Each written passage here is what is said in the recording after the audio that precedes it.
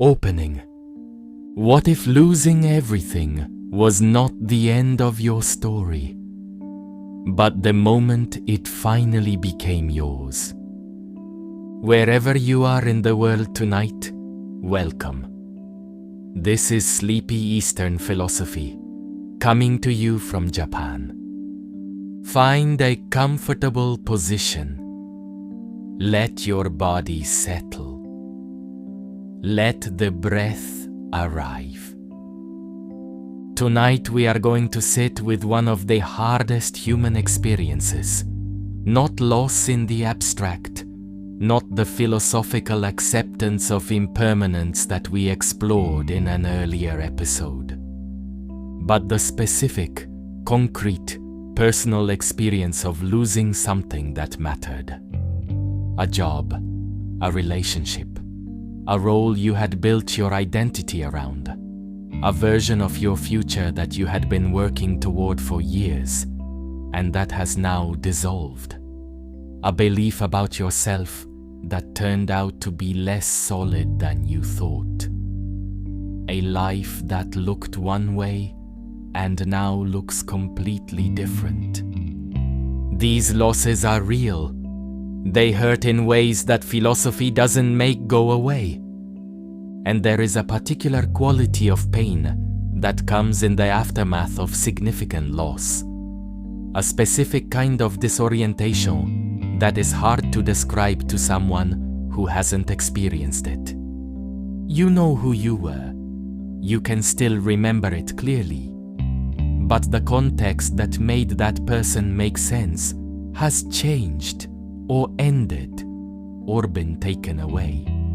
And the question, not asked abstractly, but felt in the body at 3 a.m, is, who am I now? The Buddhist tradition, a tradition born from a prince who left a palace, who gave up comfort and certainty, and the life that had been prepared for him, has something to say about starting over that is worth sitting with tonight. Not consolation, not the suggestion that everything happens for a reason, not the toxic positivity of someone who has not lost what you have lost, but something more honest than that. And if you are willing to let it land, something more useful. The Buddhist tradition has been accompanying people through loss for 2,500 years. It has seen this before. It knows the terrain. And what it knows, most essentially, is this. The person who comes through loss is not the person who finds a way to avoid it. It is the person who stays with it, who sits in the disorientation long enough for the disorientation to reveal what it is actually pointing at. Tonight, we sit with it together. And before anything else, if you are in the middle of loss right now, if the disorientation is immediate, not abstract, then you are in the right place. You don't need to be further along. You don't need to have processed it. You don't need to be ready to hear about starting over. You only need to be here. And here is enough. Let us begin. Block 1. The First Noble Truth and the Honesty of Loss. The Buddha began his teaching with something radical, an honest statement about suffering. Dukkha, the First Noble Truth, is often translated as suffering, but the Pali word contains more nuance than that. It means, more precisely, unsatisfactoriness, the quality of things that do not fully satisfy, the gap between what we want and what we have, the friction of impermanence against the wish for permanence. The First Noble Truth is not pessimism, it is diagnosis. The Buddha was saying, At the very beginning of his teaching, I am going to start by telling you the truth. Life contains loss. Things fall apart. The structures we build around ourselves, the relationships, the roles, the narratives, are impermanent. And the beginning of wisdom is not to deny this, but to stop being surprised by it. Most of us spend enormous energy being surprised by loss. Not just experiencing the loss, but the additional layer of shock. This shouldn't be happening. The I had a plan, and the plan was working. I don't know who I am now that this is gone. The first noble truth does not make the loss smaller. It removes the second layer, the suffering over the loss, the resistance to what has already happened. It says, yes, this is how things are. This is the nature of conditioned existence. The loss is real. The pain is real. And it was always coming, not because the universe is cruel, but because everything that arises also passes. This is not comfort exactly, but it is honesty. And honesty, when the alternative is the exhausting pretense that this particular loss should not have happened. Honesty is a kind of relief. There is something specific that happens when a person stops fighting the fact of what has happened and simply acknowledges it. The body changes. The shoulders, which have been held against the reality, slowly release. The jaw, which has been set against what is true, begins to soften. Not because the loss is no longer painful, but because the energy that was going into resistance, into the constant low-level insistence that this should be different, is no longer required. The first noble truth is permission to stop fighting, not to stop caring, not to stop grieving, but to stop adding the exhaustion of resistance to the genuine weight of what has happened. Block 2. The Prince Who Left the Palace. The story of the Buddha's own departure is one of the most radical acts of starting over in the history of human thought. Siddhartha Gautama was born into a royal family. His father, fearing a prophecy, constructed a life of perfect comfort for the young prince, a palace of pleasure, beauty, and abundance. No old age, no sickness, no death. No evidence of the suffering that existed beyond the palace walls. But the prince, on 4 journeys outside the palace, encountered what his father had tried to hide. An old man, a sick man, a corpse, and a wandering ascetic. He returned to the palace changed, and one night, leaving behind his wife, his newborn son, his throne, his name, everything that had been arranged for him, he walked away. Not in anger, not in rejection, but in the recognition that the life arranged for him was not honest about the world it was part of. He left everything to understand everything. And what he found, after years of searching, sitting under the Bodhi tree, refusing to move until clarity arrived, was not a different kind of palace. It was the recognition that the desire for a palace, for permanence, for safety, for the life that cannot be lost, was itself the source of suffering. The Buddha's starting over was not the construction of a better version of what he had before. It was a completely different orientation to the question of what a life is for.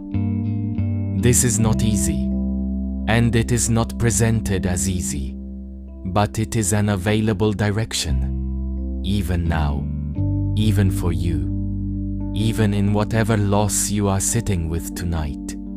The prince who left the palace did not know what he was walking toward. He knew only what he was walking away from.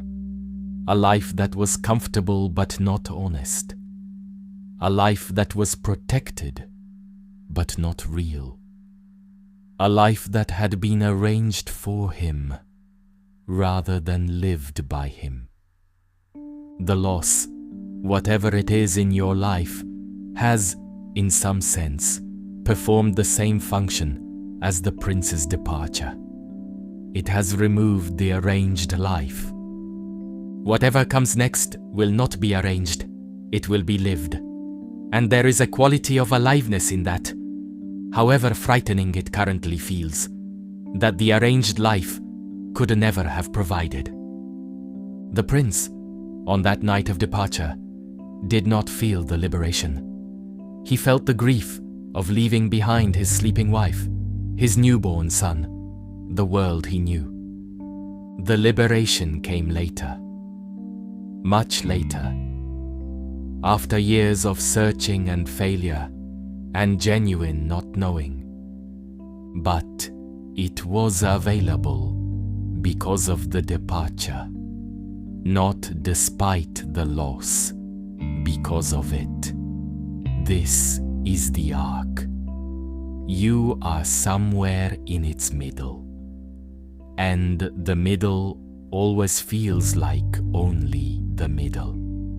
But the arc is real, and where you are is exactly where the arc requires you to be. Block 3, Dukkha, Samudaya, Nirodha, Magga. The Four Noble Truths, the Buddha's foundational teaching, delivered in his first sermon at Deer Park, follow the structure of a physician's diagnosis. First, the diagnosis. Dukkha, there is suffering. Second, the cause. Samudaya, suffering arises from craving and clinging. Third, the prognosis. Nirodha, the cessation of craving is the cessation of suffering. Fourth, the treatment. Magga, the Eightfold Path leads to that cessation. Applied to loss, this structure is remarkably practical. When something significant is lost, there are typically two layers of pain. The first layer is the loss itself, the grief, the disorientation, the genuine hole left by what is gone. This is real. It is appropriate. It is not to be rushed. The second layer is the craving, the wish that things were different, the clinging to the version of life that no longer exists, the mind's insistence on rehearsing what was as a way of not fully accepting what is. The first noble truth names the first layer, the second noble truth names the second. And the radical move of the Buddhist teaching is this. The first layer cannot be removed by philosophy. Grief runs its course. Loss leaves its mark. This is appropriate and human. But the second layer, the clinging, that this should not have happened, the refusal to let the loss be finished, that is where Buddhist practice can help. Not by eliminating the grief, by not adding the suffering of resistance on top of the suffering of loss. The second noble truth asks a specific question. What are you clinging to right now? Not the loss itself, but what you wish the loss had not taken. The future that was supposed to happen. The version of yourself that future was going to contain. The sense of direction that the plan provided. Can you name it? Not to let it go. Not tonight, not yet. But just to see it clearly. The craving, when seen clearly, reveals itself as a specific attachment to a specific version of how things were going to be. And attachments, seen clearly, are much more workable than the general, unnamed weight of loss. Block 4. Dogen's instruction on falling.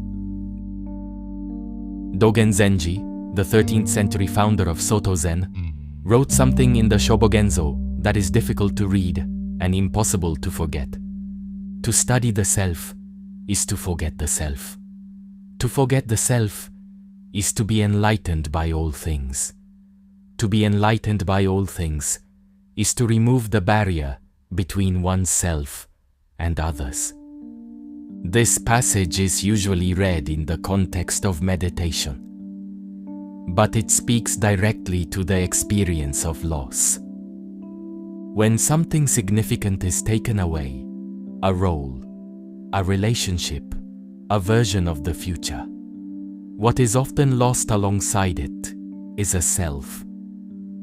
The self that was defined by the role, the self that existed in relation to the relationship, the self that was moving toward the version of the future that no longer exists. This is experienced as pure loss. But Dogen is pointing at something hidden in it. To study the self is to forget the self. In the dissolution of the constructed self, in the loss of the identity that was attached to what has gone, there is the possibility of something Dogen calls being enlightened by all things.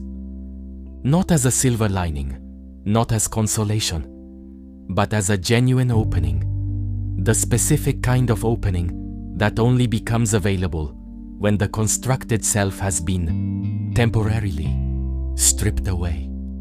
You cannot plan for this opening. You cannot engineer it. It only becomes available through the loss itself. This does not mean the loss was good. It means the loss, having happened, contains something, if you are willing to sit with it rather than flee from it, that was not available before. Dogen was not speaking from a comfortable position. His own life contained significant loss. He lost his mother at a young age, spent years in difficult practice in China, returned to Japan to find his teaching unwelcome, and spent years in relative isolation. What he wrote was not theoretical. It came from someone who had actually sat with the dissolution of self that major loss brings. And what he found consistently over decades of practice and teaching was that the dissolution was not the end. It was the precondition for something genuine. To forget the self is to be enlightened by all things. When the constructed self falls away, however involuntarily, however painfully, the things that remain have a particular quality. They are seen more directly, without the mediation of the self that was always interpreting them through the lens of its own needs and fears and plans. The light through the window, the sound of rain, the warmth of another person's presence. These things, after loss, often have a quality they didn't have before, a directness, a preciousness, an availability. This is not the silver lining of loss. It is simply what remains when the accumulated construction falls away. And what remains is, it turns out, quite a lot. The capacity for attention is still here. The capacity for genuine connection is still here. The capacity for noticing beauty, for caring, for being moved by the world. None of this was in what was lost. All of it was in the awareness that remains. The constructed self had many functions, but it also had a weight. The weight of maintaining itself, of defending its edges, of ensuring its continuity. That weight is lifted for now, and in the lifting, the awareness that was always underneath can breathe more freely than it has in a long time. Block 5. Shunyata and the emptiness that receives. The Mahayana Buddhist concept of Shunyata, often translated as emptiness or voidness, is one of the most frequently misunderstood ideas in all of Buddhist philosophy. It is not nihilism. It is not the claim that nothing matters or nothing exists.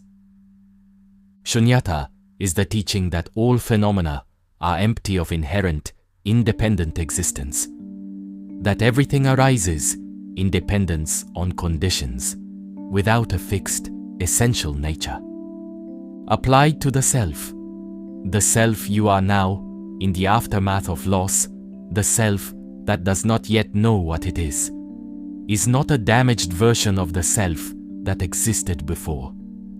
It is a self that has been revealed temporarily as what it always actually was, something fluid, relational, conditioned, something that arises in the context of conditions and changes when the conditions change. The loss of the constructed self is not a loss of the real self. It is the revelation that the constructed self was always constructed.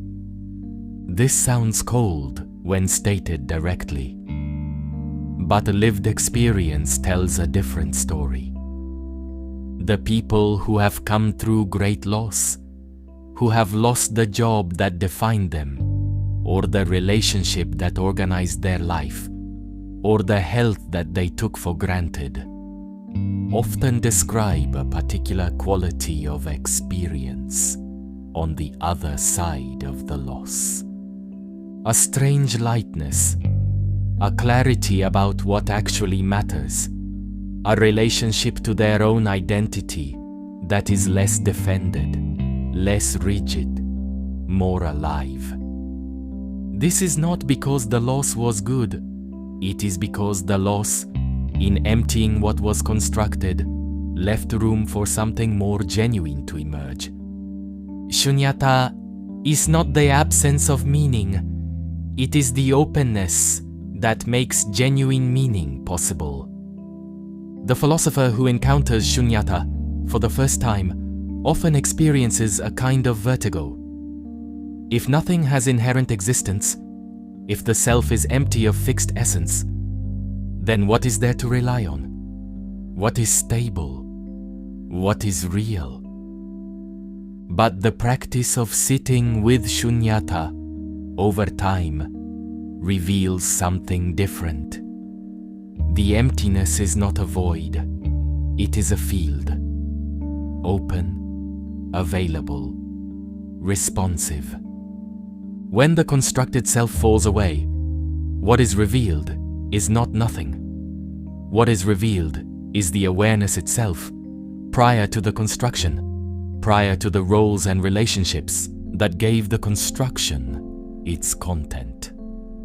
And this awareness, empty of fixed essence, not a thing but a capacity, is precisely what makes genuine rebuilding possible. You are not trying to fill the empty space with a reconstruction of what was. You are discovering what it is possible to build when you start from genuine openness rather than from the compulsion to replicate what you had. The loss empties.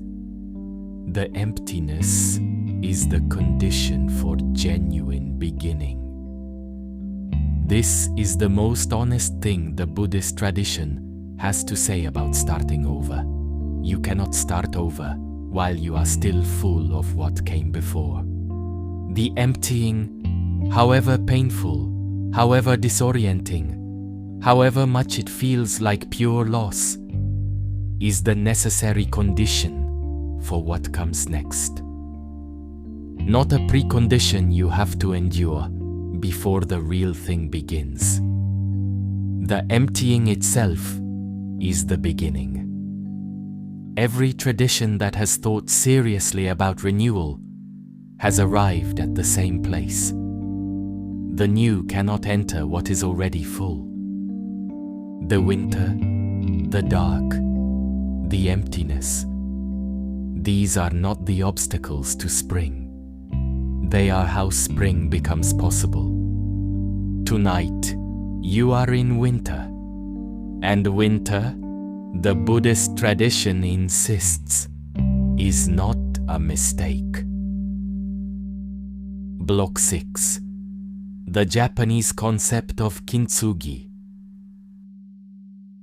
We have spoken before of Kintsugi, the Japanese art of repairing broken pottery with gold. But I want to return to it tonight, in the specific context of losing everything. Kintsugi begins with breakage. A bowl is dropped, a cup shatters. The natural response is to discard it, to treat the breakage as the end of the object's useful life. Kintsugi refuses this response. Instead, the broken pieces are gathered, the breaks are repaired, not hidden, not disguised with paint that matches the original glaze, but filled with gold lacquer, made visible, made luminous. The break itself transformed into the most beautiful part of the object. The bowl repaired with gold is more valuable, more interesting, more storied than the bowl that was never broken. Not because breaking is good, because the particular journey of this bowl, its breakage and its repair, is now part of what it is now visible in its surface, is now inseparable from its beauty. This is an image for starting over that the Buddhist tradition and the Japanese aesthetic tradition share.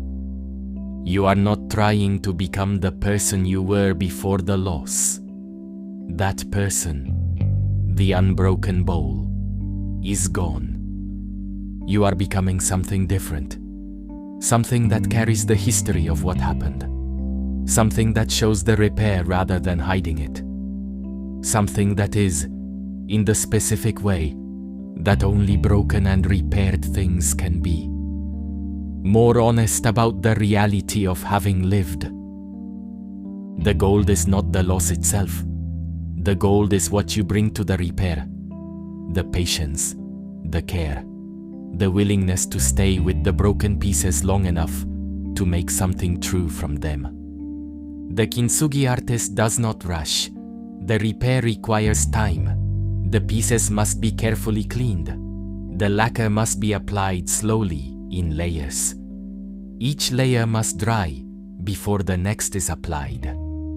The gold does not appear overnight. It appears through patient, attentive work with what remains. This is the timeline of starting over, not the timeline of impatience, the timeline of the Kintsugi artist who trusts that the broken bowl, given time and care, will reveal itself as something worth having. Block 7. Starting over, without a map. The experience of starting over is almost always characterized by a particular discomfort, the absence of a map. The life before the loss had a map. You knew roughly where you were, roughly where you were going, roughly what the next steps looked like. The life after the loss has no map. The terrain is unfamiliar. The usual landmarks are gone. The skills and knowledge and relationships that were so useful in the previous life may or may not apply to this one. This is terrifying, and the Buddhist tradition does not minimize the terror. But it offers a different way of relating to the maplessness, one that comes from Zen's deep suspicion of concepts, plans, and pre-drawn routes. There is a Zen expression, not knowing is most intimate. The mind that knows, that has the map, that has categorized and planned and projected, maintains a certain distance from direct experience. it relates to experience through its concepts about experience. The mind that does not know, that has been stripped of its map, that is genuinely uncertain, genuinely open, is closer to reality than the knowing mind. Starting over is, among other things, an enforced practice of not knowing. The job is gone. You do not know what comes next. The relationship is over. You do not know who you are without it. The plan has failed. You do not know what to plan now. The Buddhist tradition says, this not knowing, however painful, is closer to the truth of your situation than the false certainty that preceded it. And the next step, whatever it is, wherever it leads, will be taken from a more honest ground than the steps that were taken with the old map. There is something the Zen tradition calls Shoshin, beginner's mind.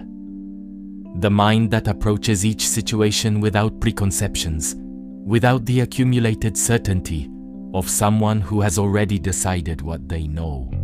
Starting over is the enforced cultivation of beginner's mind. You have lost the expert's certainty. You do not know how this goes. You do not know who you will be in this new landscape. This is terrifying, and it is also, if you can stay with it, the specific quality of openness from which genuine discovery becomes possible. The expert already knows. The beginner might actually find something. Block 8. The Bodhisattva's vow and the gift of having been lost. In Mahayana Buddhism, the Bodhisattva is the being who has vowed to seek enlightenment, not for themselves alone, but for the benefit of all sentient beings. The Bodhisattva vow is often described as the highest expression of Buddhist practice, the turning of all effort, all practice, all compassion toward the relief of suffering in the world.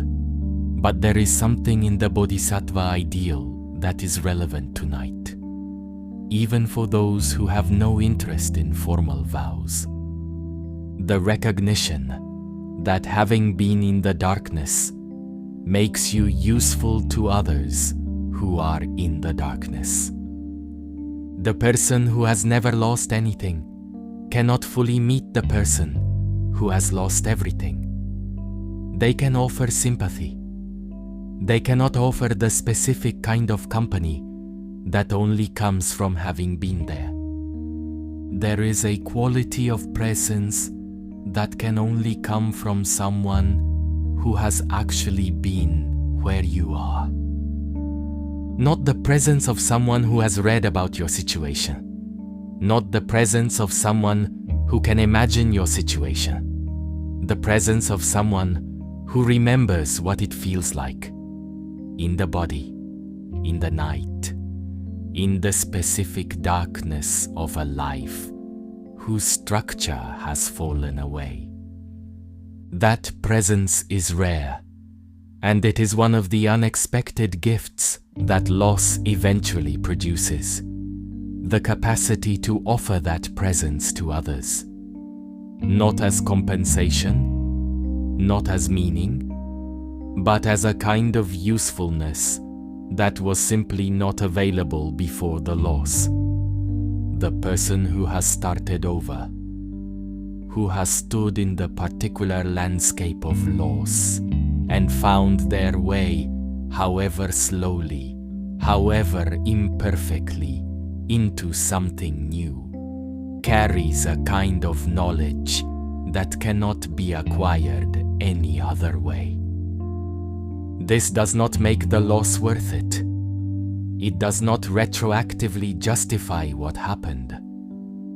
But it does mean that the loss is not only loss, it is also, eventually, a form of capacity, a deepening, a kind of understanding that will, in its own time, be useful to yourself and to others. You cannot see this from inside the loss. The inside of the loss is simply loss. But the Buddhist tradition, which has been accompanying people through loss for 2,500 years, has enough data to say, the people who come through are not the people who never fell.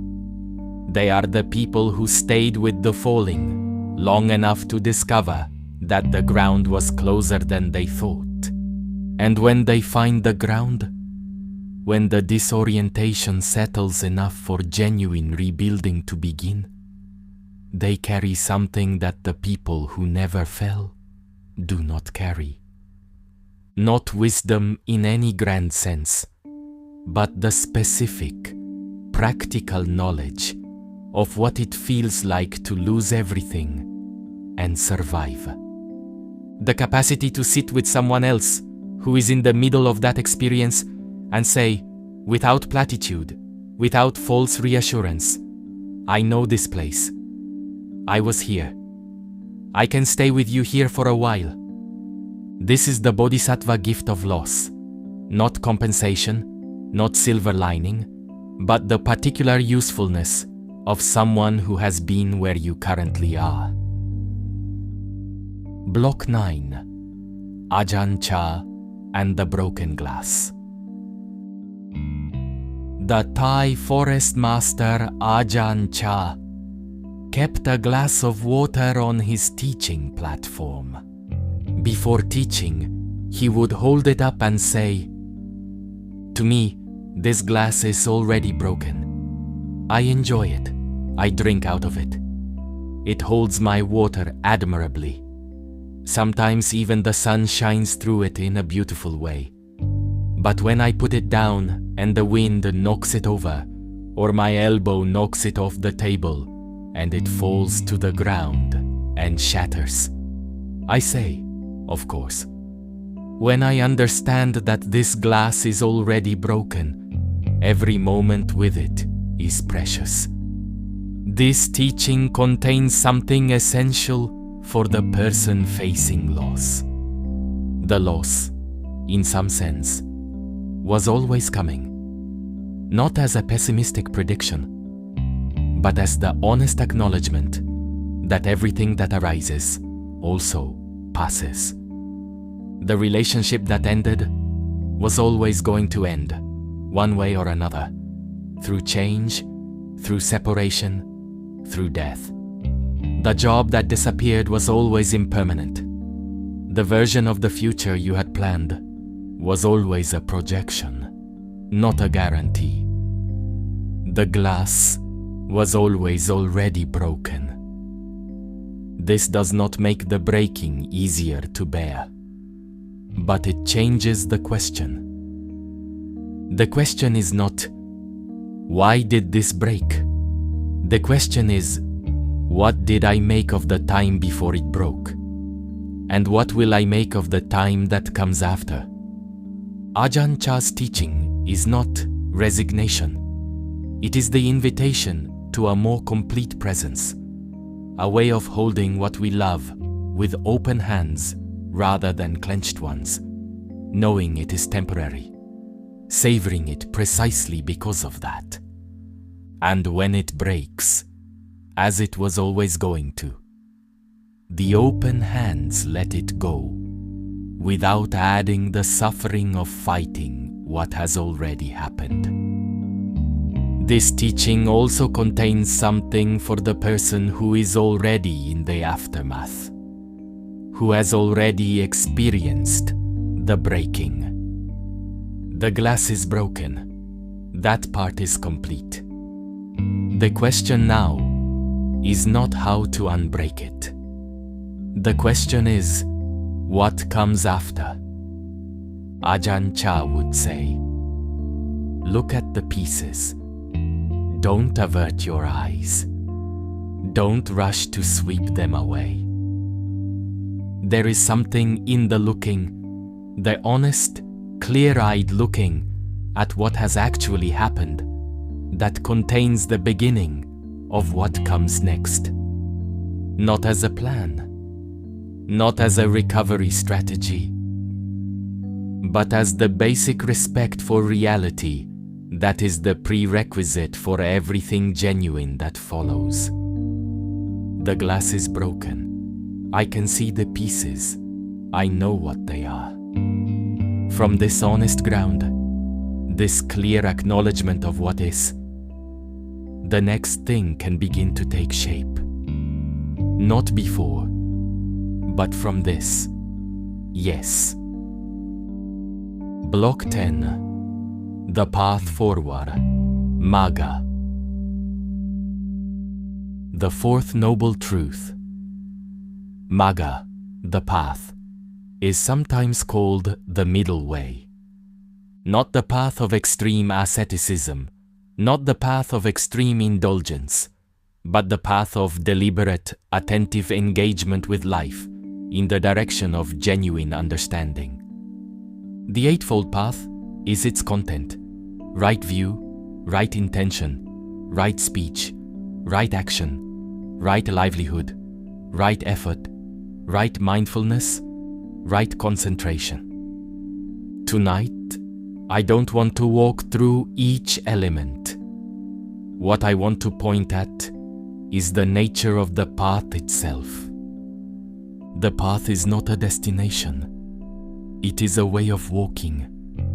When you have lost everything and are starting over, when the old destination is gone and the new one is not yet visible, the temptation is to find a new destination as quickly as possible, to replace the lost structure with a new structure, to have a plan, to know where you are going, to feel the reassurance of forward motion towards something definite.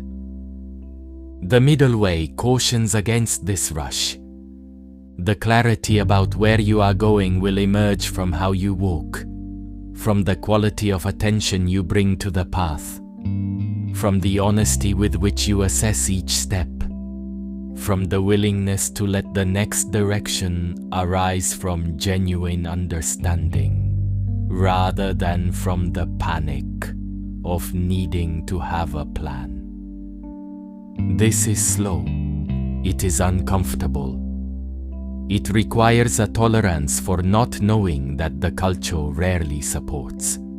But the path built from genuine understanding holds.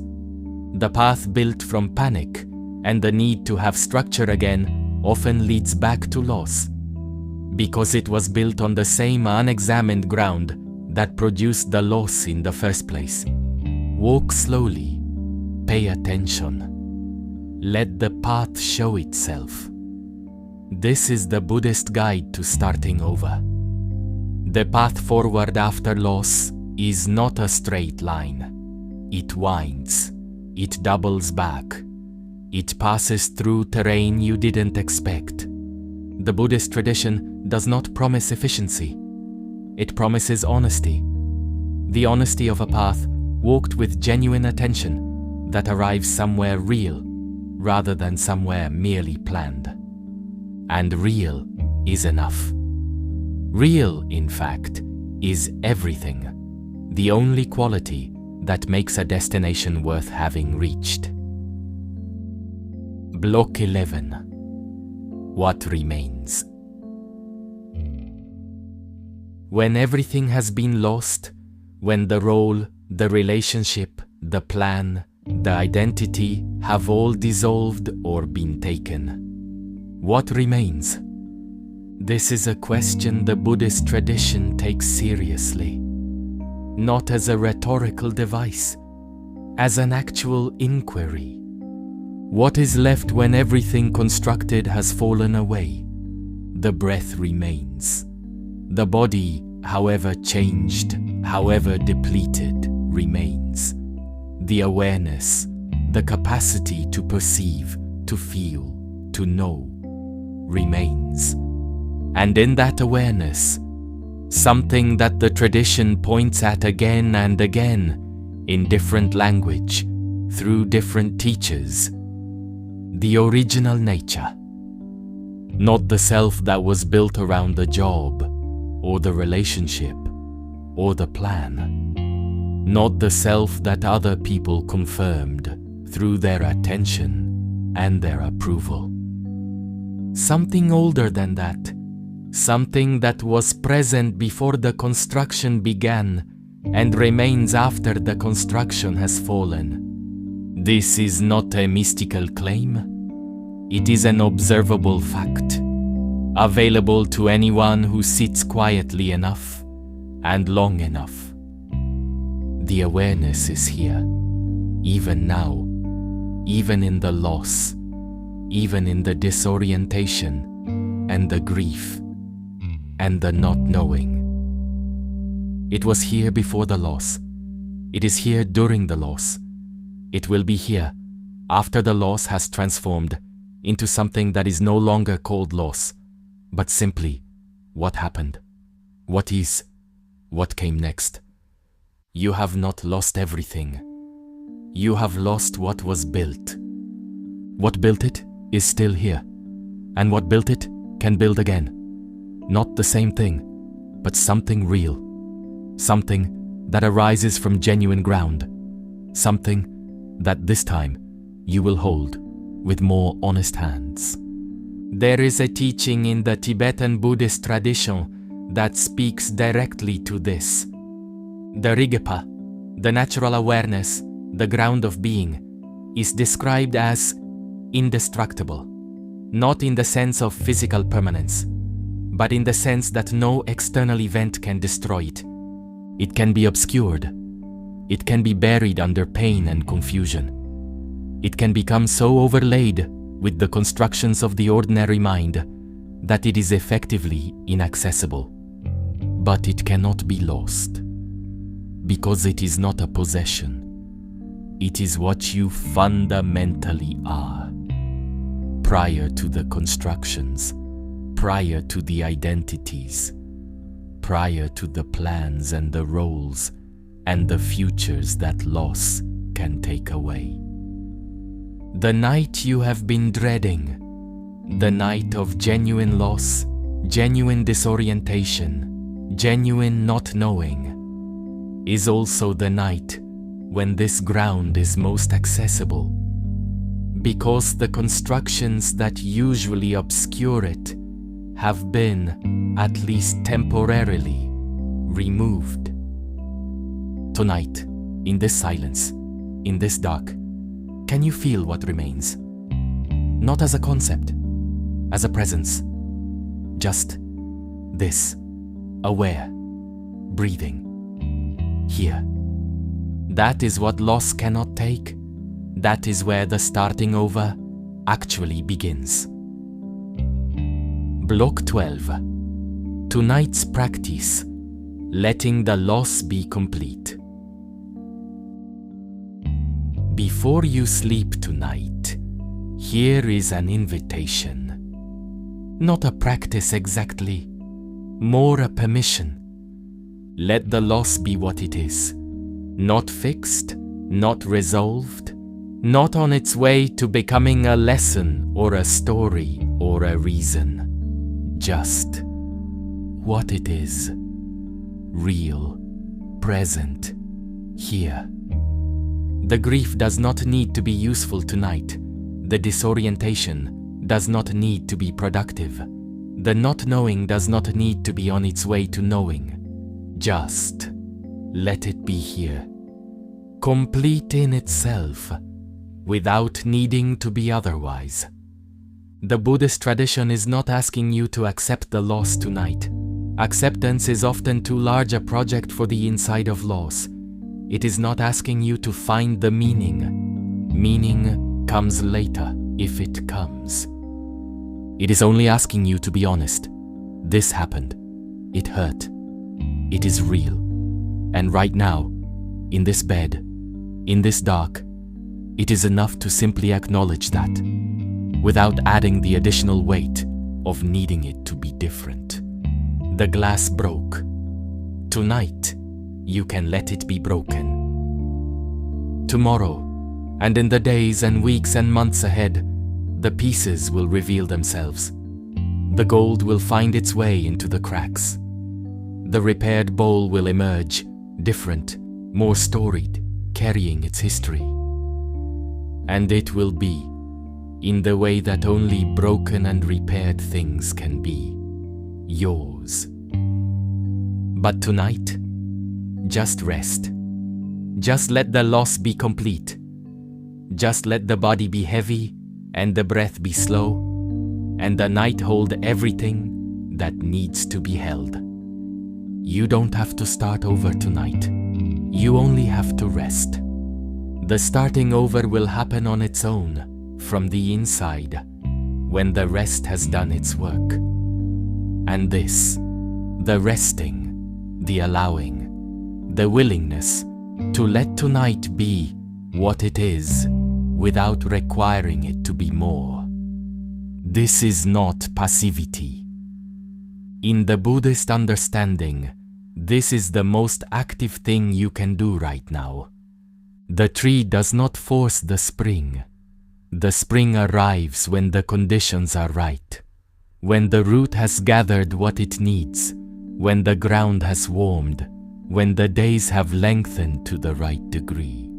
You are creating conditions tonight, not by doing anything, by allowing the rest that replenishes, by letting the grief be what it is without fighting it, by holding the loss with open hands and trusting that the hands will, in time, begin to hold something new. The bowl is broken, the gold is on its way, and right now in this dark, in this bed, you are the hands that will do the repair. Rest them. They have work ahead. But not tonight. Tonight, just this. The breath that comes without your managing it. The body that knows how to rest without instruction. The awareness that remains when everything constructed has fallen away. That awareness is not broken. That awareness has never broken. That awareness was here before the loss and is here now, in the middle of it, watching, witnessing, steady, the sky that the weather passes through, the ground that the building stands on, the thing in you that is not the thing that was lost. You are more here than you feel right now. The loss has not taken you. It has only taken what was arranged around you. And what remains, this breath, this awareness, this presence, is where the new arrangement begins. When it is ready, in its own time. Not tonight. Tonight, rest. Block 13. Sleep well. The Buddha left the palace and found the truth. Not because the leaving was easy. Not because the years of searching were comfortable. Not because the night under the Bodhi tree was anything other than what it was. A long night, alone, with everything at stake. But because the willingness to sit with what is real, however difficult, however unknown, however different from what had been planned, is the beginning of the path. You are sitting with what is real tonight. The loss, the grief, the disorientation, the particular darkness of a life that looks different now from what it looked like before. You are doing exactly what is asked, not more, not less, just being here with what is true. The path does not require anything beyond this. The path is this, the willingness to be present with what is, without requiring it to be otherwise. And that, simply that, nothing more, is the beginning of everything that follows.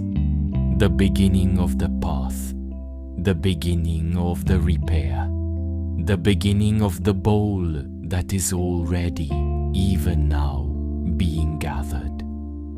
And from this, slowly, imperfectly, in the way that genuine things grow, the next version of your life will emerge. Not the reconstructed version of what was, not the life with the loss undone. Something new, something that carries what happened in its grain, something that, precisely because of where it comes from, will be more genuinely yours than anything that came before. You are the broken bowl tonight. The gold is coming. And here is what the Buddhist tradition has been saying to people in this place for 2,500 years. You are not the bowl. You are the one who holds it. The bowl breaks. The holding continues. The awareness that is aware of the loss is not itself lost. The consciousness that knows the disorientation is not itself disoriented. The presence that is here, in this dark, in this bed, this presence was here before the loss, and will be here after the loss has become something else. What you are, most essentially, was not in the thing that was lost. It was in the awareness of it. And awareness does not break when the things it holds do. Rest in that tonight. You are more intact than you know. Wherever you are in the world tonight, thank you for spending this time in the quiet with us. From Japan, good night, sleep well.